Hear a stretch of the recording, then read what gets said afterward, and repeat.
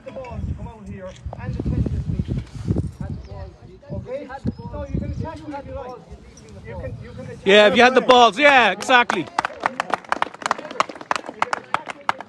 We're attacking your party. We know who you are, okay? If you're a fan of somebody, that's fine. I'm not here to score political points.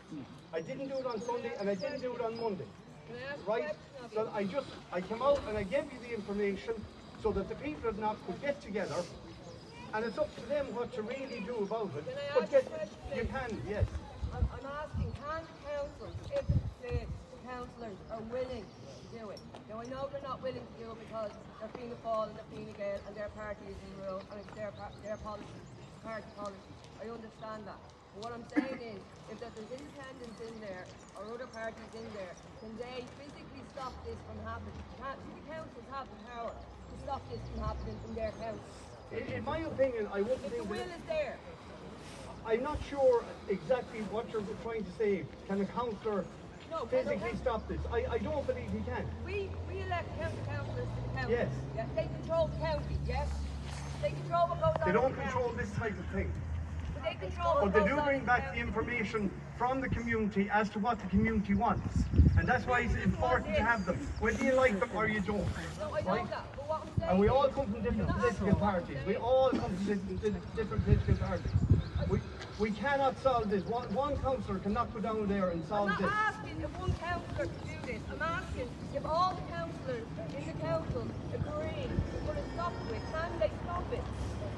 Is it within their power to stop this happening? I am not able to answer that here tonight to you. I'm not able to tell you that. I'm not going to tell you a lie. I'm telling you that people above us probably will try to do something for you. We will try and help. We'll take the message back to the government. We'll take it back to the ministers. No, it's not good enough. Not good enough. I'm sorry, but there's no point in me telling you lies. You've seen it on television. If I was to tell you that we could stop this tonight, you'd be telling me why didn't they stop it somewhere else? So I'm sorry, I gave you the information. I'm here tonight. A lot of people didn't turn up tonight that are running for elections, and I'm not here to politically score points for anybody. Well, I think everybody here wants to know, if they vote for you, will you try your hardest to put a stop to this? I will try my hardest, and that's why I came here on Sunday morning and Monday. And I am here to back up the people enough. Question for him. Thanks, Stephen. Thank you. Excuse me, sir. Go ahead. Sorry, no call. Come up to the mic and ask the question. Is that okay? Yeah. Yeah. Just come up to the mic. We'll go through the mic, everyone. Sorry. No, I'm not here to question anybody. For God's sake. We're here. Go on. Go home. Go on. Go home then. Go home. This gentleman Go on. came up to the last couple of weeks, came up to our door, canvassing. Fair enough, he's entitled to that. And he basically made the statement to himself and my wife that there's enough houses for everyone. Oh. My question to the gentleman is, does he agree with this building here across the road from us being turned into an asylum centre? You just have your ticket, please. Yeah, fair enough. We don't want to turn this into a debate between yourself and yourself, but when I called to your door, okay, when I spoke to you about housing, we weren't talking about this. Correct. We were not talking about this. What I said to you was, you asked me actually. Yeah, when you were there, do you remember me? You were. Do you remember? No. No, what I said to you was, these people are renting here that we've met. yes, I know. We actually spoke about your rent and about moving from where you were in. Is that correct? Yes. Right? And I said to you that there shouldn't be a problem with anybody moving. What I said to you was that on my canvas I saw so many empty houses and that the council should bring them back into use. That's what I said to you. And nobody should be waiting for a house. That's what I said to you. No, sorry, I said it. Okay. Thanks very much, Stephen. We appreciate you being here, and we would ask you though. Just, okay, can we stop talking about politics and votes at the moment? No matter what happens this is the local elections. We're in the middle of a local election cycle. There are politicians here looking for votes, telling you they're not looking for votes. No matter who you vote for or don't vote for or whatever, it is long term. It is not going to solve this problem. So he's saying, like, don't leave before you sign the thing. I would say don't leave before you organise. That's why you're here. You're here because you want to stop this being turned into an IPAS centre. And listening to politicians up here telling you how they're not here looking for votes. Forget about the votes. That's not, by the time any of that means anything, this will be an IPAS centre. So voting is something that will happen in the background but will not solve this. You need to organise yourself, like actually what Paul said there, but yourselves. And forget about voting. You're not going to vote a way out of this, stopping this becoming an IPAS centre. That's just all I'm going to say. Thank you.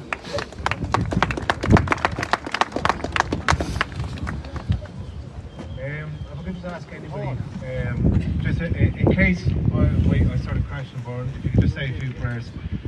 Simply, basically, I'm only living here 2 years, and it's a paradise of a town. You know, it's amazing. Basically, yeah, the first issue is to get organised. You know, people are going to take names, and I just suggest anybody who has experience in other places around Ballinrobe that they try and you know, like just basically give their experience. Like the first thing that comes to mind, basically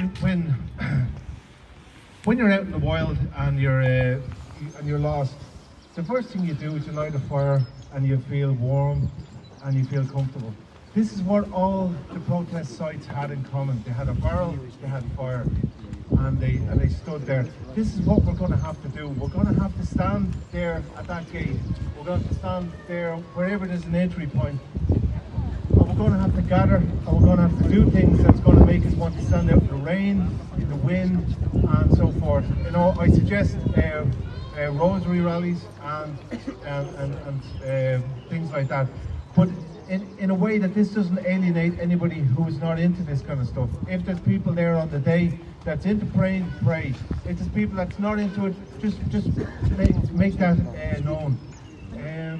But basically, I just ask anybody who has experience with these protests, if they can come up and just give their experience and what needs to be done. Because, like, it's shocking to hear that there's now stabbings and shootings in Ballinrobe.